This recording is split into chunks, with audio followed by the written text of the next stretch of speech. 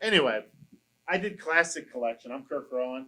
You saw me earlier with the 3 3/4 inch. I also did the Hall of Fame, and I also did classic collection, extreme. So I've covered probably the widest gambit of the figures in the at Hasbro. Um, Rule number one. Is this it? Is this it? Oh yeah. Okay. How do I work this thing? There you work. Rule number one: interrupt me, ask questions. So that's all I'm going to say because it's more just the background of how we made figures back before there were computers. So one thing, and this goes with anybody, the it's not one person doing the designs. I'm the guy here. I'm the only one from Classic Collections in the building right now. But this is just like part of the team it took to get things done. Karen Lehman was my partner in crime. She was the marketing person. No idea anything about GI Joe. No history with it, and ended up loving everything she did with it.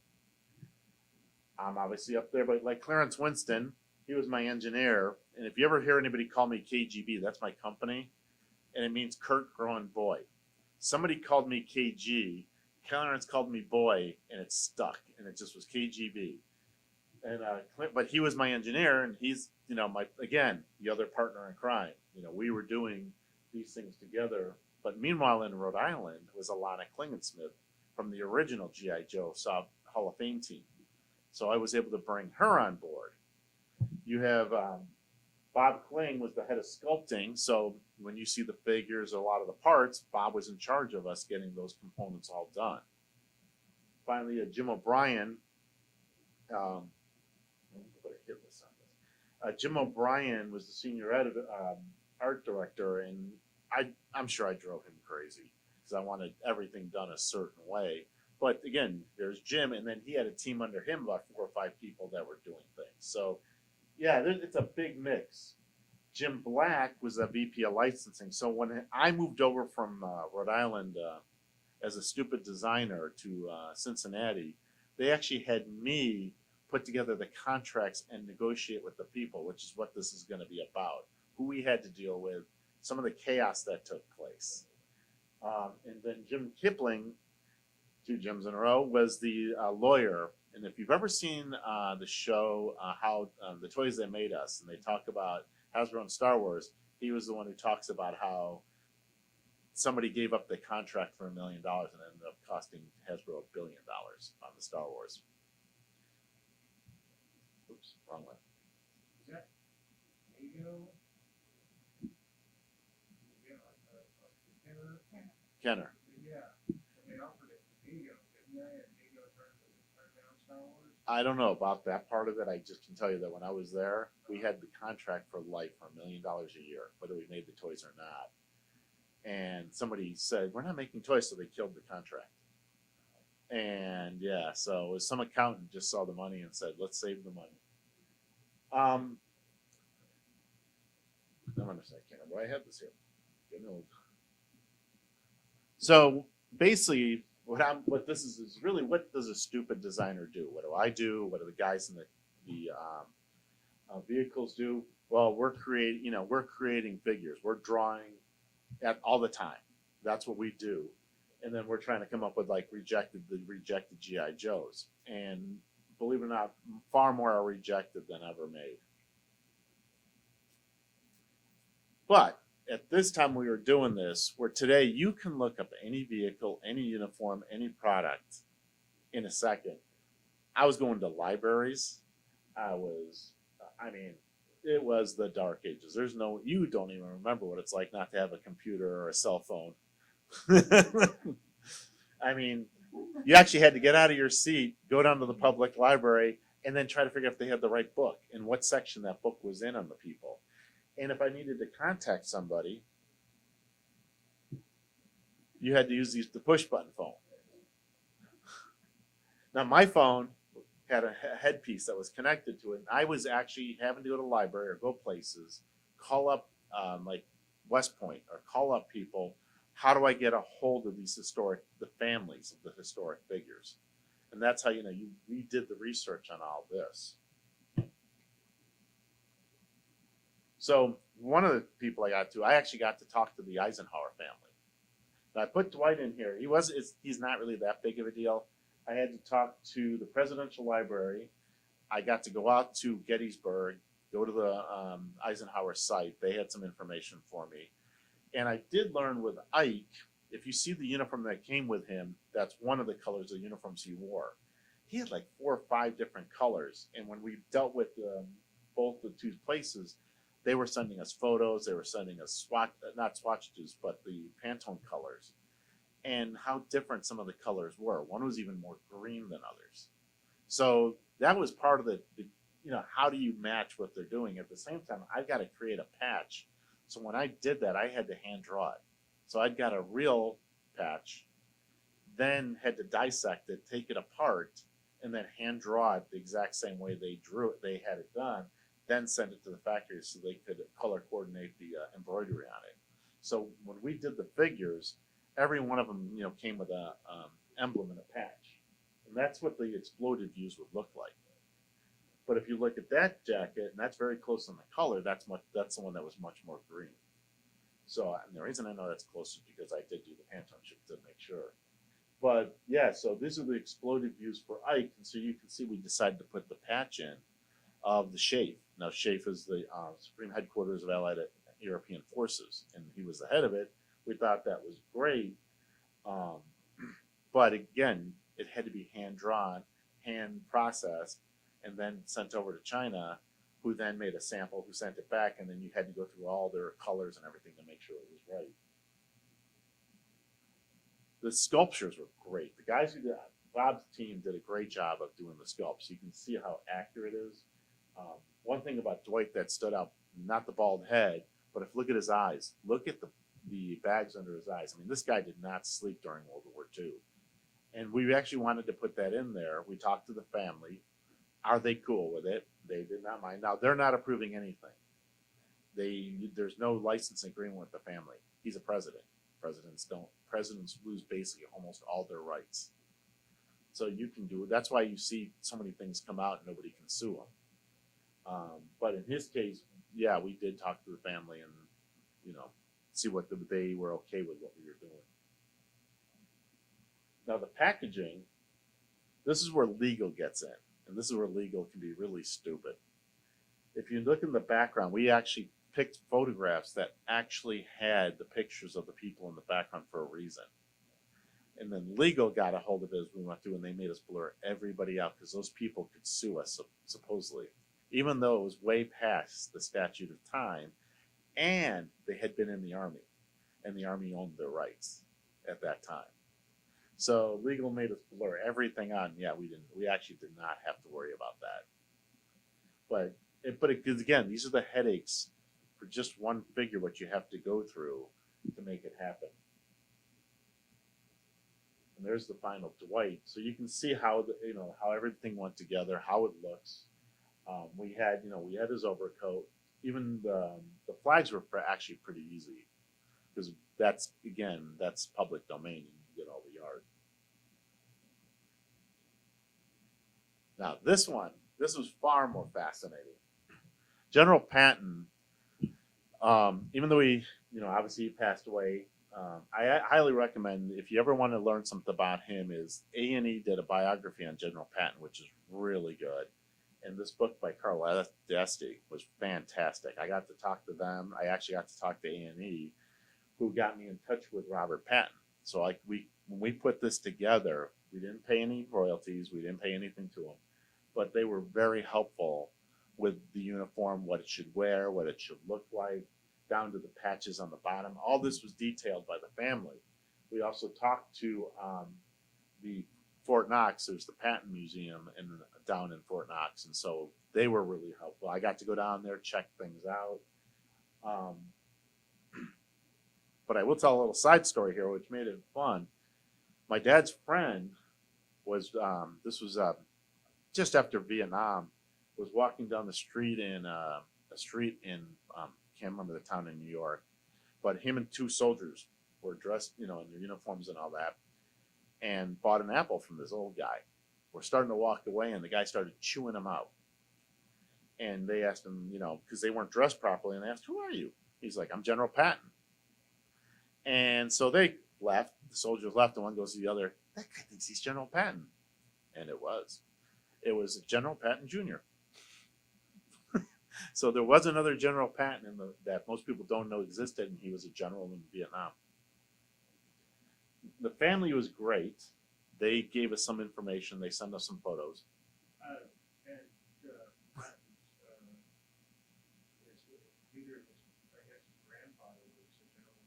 That is correct.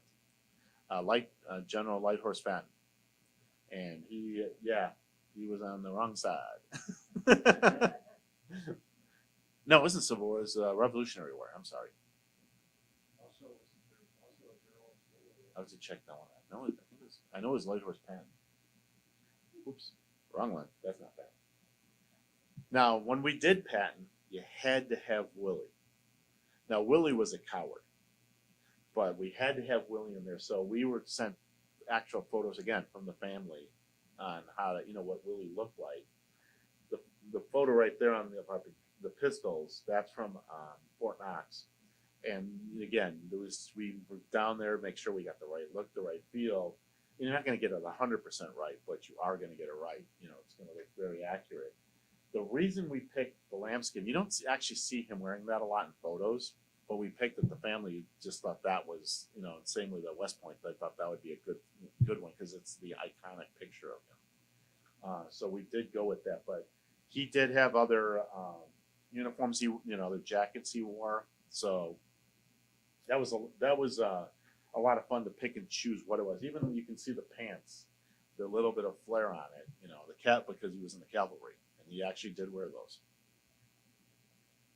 Now, if you look at the sculpt, look how dead nuts that thing is on, down to even the color of the eyes. We really were working hard to get him right. The family was very good about it. They reviewed it. We actually sent photos. We didn't send them the final, but they actually got to see it because, again, we want to give him the right honor of the man. But I wish that color was down. But yeah, so it was really critical we got those little details on him. And again, the package, and you can see again, they blurred out the entire black background. We were forced to do that, and it just didn't look right in my eyes. But that's that's what we had to do. At least we got. Didn't he make a 5-star, or did he? That's what he did during the war. He didn't get the 4th until after. Yeah, and remember, we're at the Battle of the Bulge, and that he's wearing the uniform, and he was only a 3-star. Yeah, they came to. That's the story. That's a story. They'll tell you more about Bradley in a little bit,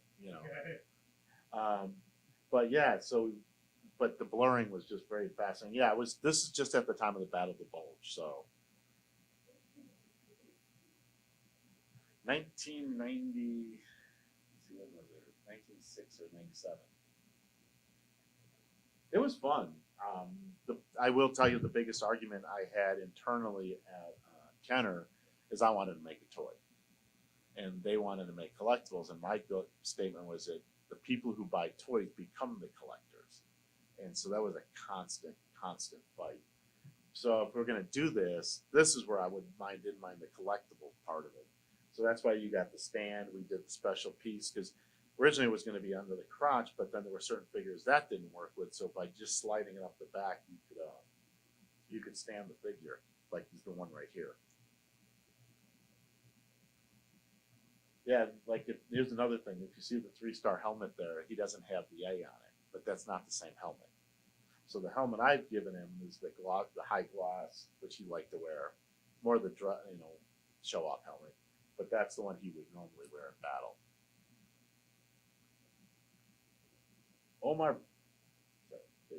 Okay. Now Omar Bradley, this one got very interesting. So we did pay a small fee for him because he had not passed that long prior. So we did have to pay a little fee, not a lot. It was like $2,500. But I got to know his wife, Kitty Bradley. So this is his second wife, and Kitty passed away just a few years ago. But I would talk to her once a week, twice a week for a long time. She sent me his book. So that book you see in the picture is the one she sent me. She sent me a whole folder full of things that he was known for saying, known for doing, all the details. Was really fun to work with, and she made it a lot more interesting as I did this. The let me just see. I have a note here. Here we go. Again, every note says here, argument on legal. One of the things, and we'll get to in a second, with them though, is you can see the photo on the bottom. Him, Patton, and Bradley were actually good friends. All three of them. Patton could get under their skins rather well, and the movie did have it right. But Eisenhower and Patton used to play poker together and played a lot of cards together prior to the war. So they were really good friends. Bradley comes in, he's just one of their chums. So if you ever notice in every photo, they don't separate. They never kind of, like you've seen generals, Clark doesn't get near to certain guys. No, these guys are always close, and they could talk straight to each other. That was one of the tight things about them. And she pointed out heavily how they actually, they're portrayed in history as being a little rough, and they were, but they were rough to other people too. So it's not like their personality changed, but picture three rough people all of a sudden, converging. Yeah, it made for a much more interesting time. So the thing about Bradley, again, I think the sculpture came out really well, is the family was do not look at Carl Malden when they had the sculptor do any of this. I swear to God, that was one of the rules they had, is you couldn't think about Carl Malden because he played Bradley in Penn. And that has happened where somebody did a sculpture of him and somehow they got a Carl Malden little picture and the nose would start to change so people associate it, and so like the sculptor, we just these are your only photos you can look at. You can't look at anything else, So that was something that was the family actually paid attention to, was making sure we did not do that. Now, if you look at Bradley, he's got the 5th star on the picture. So the actual last person to get it was MacArthur. Bradley got his before MacArthur. Let's see here. Packaging here was rather simple. The background actually didn't have any people in the background. This one got interesting because we had blurred the others. We blurred this one on the World War II guys. It's the only reason he got blurred. So there's really nothing in the background if you see the original photo. I think it's actually like a gray-green background. But you can see we had the 3 stars on it because at the time that this was done, when we were talking about the message, he was a 3-star general. He didn't get his until later. And he did come with if you look, he did not have a knife. I don't know if he had a knife. He didn't have a knife. But we wanted to get across that he was the soldier's general. And so that by adding those little elements, it made a lot more, just the little details made it a lot more fun. Again, it's a collectible. This isn't really a toy. So this one, Colin Powell. This was one of my favorites. So originally we had reached out to General Schwarzkopf, and if we could get his onto a GI Joe, and he was roughly a no. Just didn't want to do it. It wasn't something he wanted. As much as it seemed like sometimes he was in the spotlight, he really did not like the spotlight. He'd rather be a general, and that was it. So when I reached out to Colin Powell's group, I actually thought nothing. And all of a sudden I got a call back. He's interested. So we did pay a fee for him, a pretty good chunk of change, but it was all donated to the Boys and Girls Clubs of America. I was in contact with his office, and for the life of me, I cannot remember the name of the officer who was his man. Well, I'll show you before you do go. Later, I still to this day do have an autographed Colin Powell box. Yeah, so I don't know how many are left. This one, I don't have a lot of product at home, but this is one I do keep. So, take care, guys. So, Colin Powell. So when we did all the uniforms, so like you can see, they sent us the actual badges he wore, and you can see all the, we're pointing out every little detail, every little. This is just for costing, but it allows somebody to count how many spray ops I'm doing, how we're going to put together. But you can just see the details we were looking at on him, and there's a lot on that uniform. This guy's had a good career.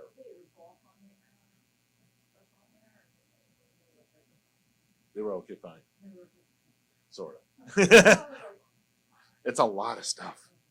I mean, when you see the final figure, and you see the final painting, but like even the head. So I'll stop here for a second though with him.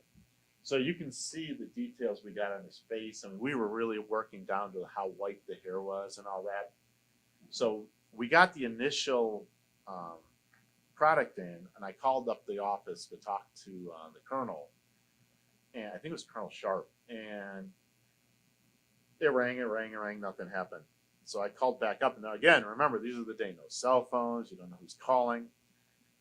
I call up the number again, just hit speed dial, thinking, I'll get the voicemail somehow and leave a message, and Colin Powell picked up the phone.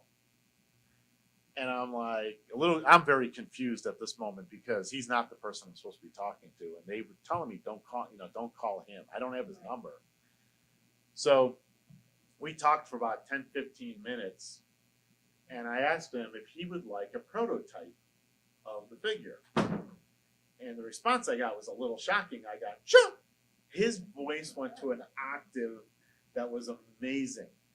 He was so excited to get this pink uniform or whatever color it was. Everything was wrong. It was just that he got to see the process. We bundled it up, and I later, obviously when I asked for the autograph, that was not a problem. So he autographed 10 figures for us, so we could send him a prototype, or the first shots, I should say. But like here though, the photography that we got. A couple of the photo shots were actually done by David Kennerly Hume, who is a Pulitzer Prize winning photographer, and I got to talk to him and had a lot of conversations with him over time, which was really cool. Nice guy. He doesn't shoot with a flash. Everything he shoots is just raw, and it does get a different look on it. So we used his photos, are the ones that are over there. I don't think he got a byline on this though, but the one on the bottom is one of my favorite photos of Colin. That's he sent it to us. Kennerly's the one who sent us the photos. And then you got Colin with the figure, so it was really cool. It's kind of hard for Eisenhower and Pat to do it, and Bradley, but yeah. So he posed for it, sent us the shots back, and so I've got a couple of items like that. If you look at, we did the 442nd Infantry, and which is a Japanese American infantry, and the senator from Hawaii, we sent him one, and I've got a photo hanging up that he sent posing with the figure too. So these guys were actually really nice when I'd asked for certain things. I will say this, since it's here, the Golden Knight. Now you got to remember, no internet. You've got to figure out how you're going to see this. We got a hold of the Fort Bragg. We got a hold of the Knights. They got us in touch with the people who make the actual parachute. They then sent us the actual schematics to the parachute. That thing works well. That one there, from the people who went to the, I think it was the San Antonio Convention.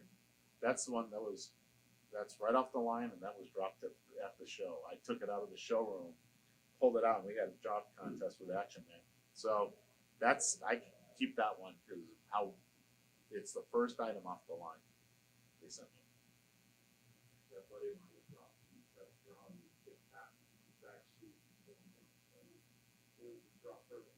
I was told by the Golden Knights that they dropped it with them on a jump. So they were a great help. But again, I've got to, you think about this. What I'm saying is I had to call people up. This is not like I can just, even the cell phone numbers, I had to get the right number at the fort. I had to get all the right groups at the fort. You had to sit there and then figure out who will really talk to you. Because some of these guys would just hang up, the sergeants and all that. Or who's going to give you real information. Because they're busy.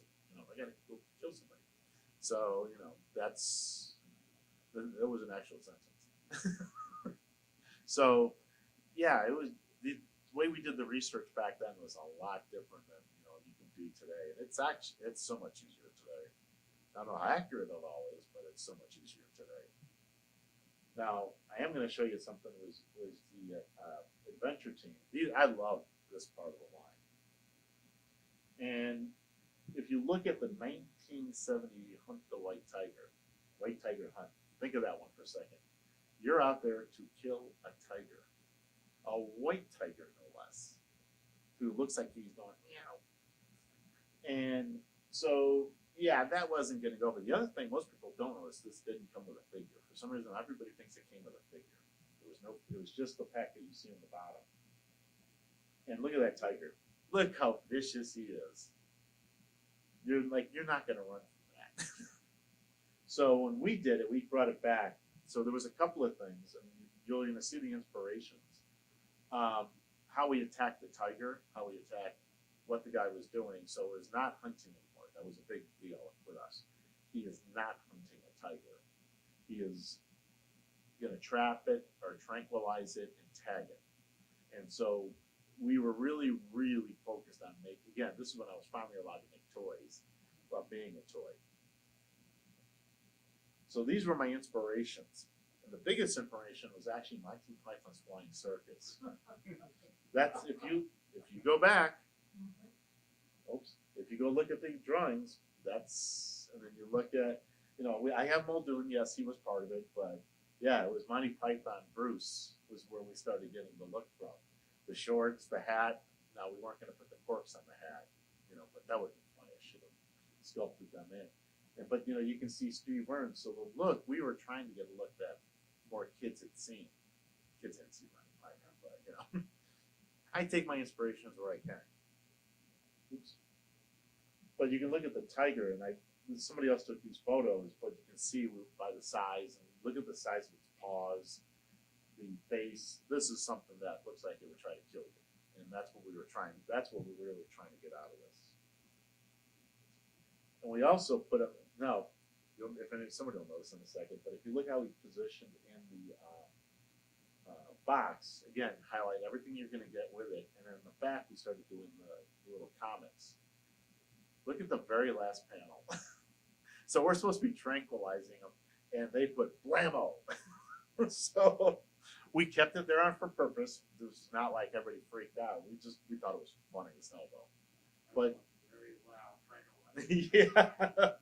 So it was, yeah, blammo. But you can see we're trying to make, now we're becoming a toy. We're not, this is where I wanted to be at the beginning of the line. And I lost, but now I had a chance to take it farther. Oops. There you go. Oop.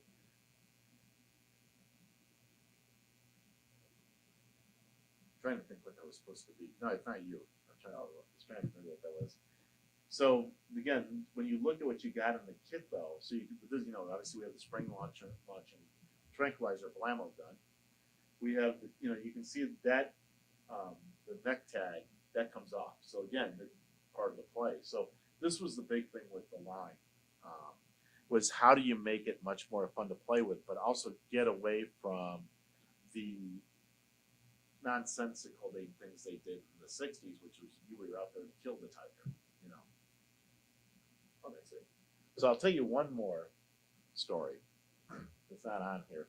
So I was telling you, they put me in charge of negotiating licenses. One of the people I had to hunt down was Bob Hope. And I am not sure, I will not tell you I know exactly how I did it, but somehow I was able to get a hold of his lawyer. And very nice gentleman. And they helped me, with the photos and all that. But toward the end of the the whole process, I was going to ask Bob Hope for them to have Bob Hope sign some figures for us. And the lawyer did a great impression of Bob Hope. I mean, he sounded like him. It was really hilarious. So, talked to the lawyer. I talked to the daughter. The daughter says, "Do you want to talk to Bob?" And I'm figuring this is a nice setup. You know, I'm just going to be talking to the lawyer. He's going to imitate it. Get on the phone, and guy answers and says hello. You know, this Bob Hope, and I'm like, yeah, this is the lawyer. I say the lawyer's name, and there's dead silence on the phone. I'm talking to Bob Hope, and I'm like, oh my God, I'm dead. He was the greatest. He was a complete gentleman, nice guy. When I asked him if I can send you 10 figures, would you sign it? He's like, my pleasure. I mean, it was just really nice. We talked about 10 minutes, and I gotta say, I really enjoyed the whole thing. Got back on the phone with his lawyer and said that wasn't funny because his lawyer really did that good of an impression of him. So that's all I got.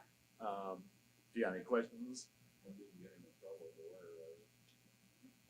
No, they set me up rather well.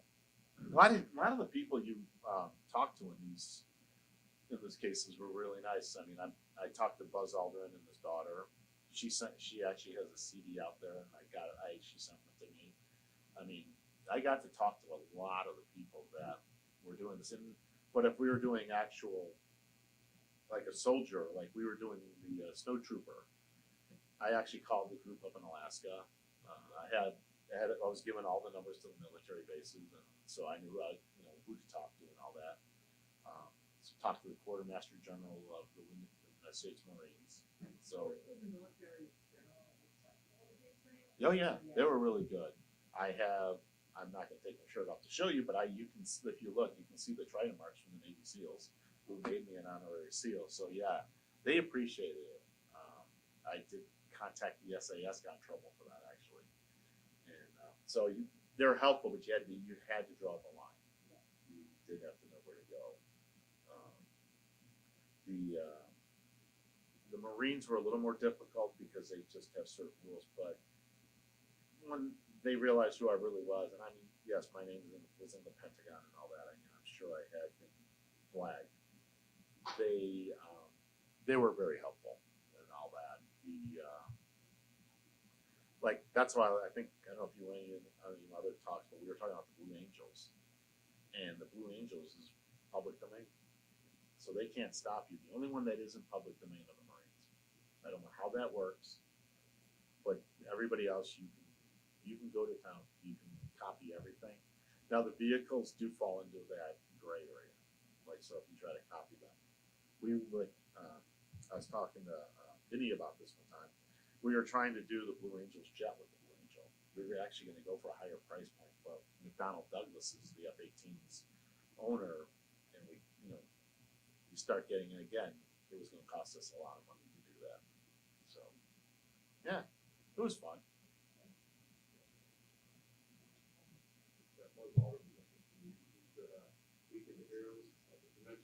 Yes, I was there.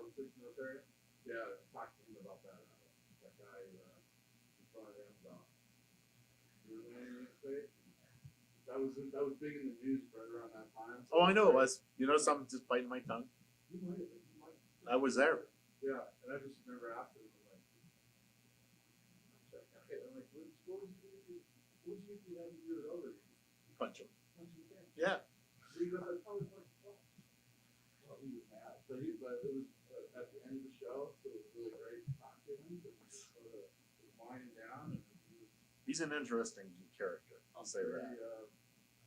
I'll leave it there, but no, yeah, I know the guy you're talking about and everything. Yeah. Well, when we did Buzz Aldrin, I wrote a letter to Neil Armstrong first, and I got a one-letter response. No. He wrote the letter, and all it said was no. And my old man reminded me I probably should have dropped my old man's name because him and Neil Armstrong met him a number of times. I have a bunch of photos of my dad and Neil Armstrong together and all that. I should have used my father, but he probably still would have said no, but because he didn't like the limelight. He was living in somewhere in Ohio. He was working with a bank at the time that did this. Yeah, so he said no, but they actually told me how to get. Armstrong told me how to get a hold of Buzz Aldrin. So yeah, a lot of these guys, you know, I don't know how well they got along, but I think they did talk somehow because they have a kind of a bond on all that. Yeah, Buzz punching the guy was that's a great story. Did you watch Joe Rogan? Watch the Rogan with the guy who said to the moon landing was fake, and he talks about getting punched. It's funny as hell. Yes. You know, that's a dirty old man. I might have one punch and then really happens. Well, it's just so stupid. Yeah. You know, there's things that people don't know and all that all the time, but yeah. Just one last comment from earlier. Patton had he had a great grandfather who was in the privilege and war. We're just yeah. He died at the Battle of Vicksburg. Did he die? Yeah, his great grandfather on his maternal side died in the war. Which one was Lightfoot Harry? Is that the Revolutionary War or the Civil War? Lightfoot Harry was General Patton's grandfather, and that he modeled himself. Patton actually modeled himself off of Lightfoot Harry. I think he was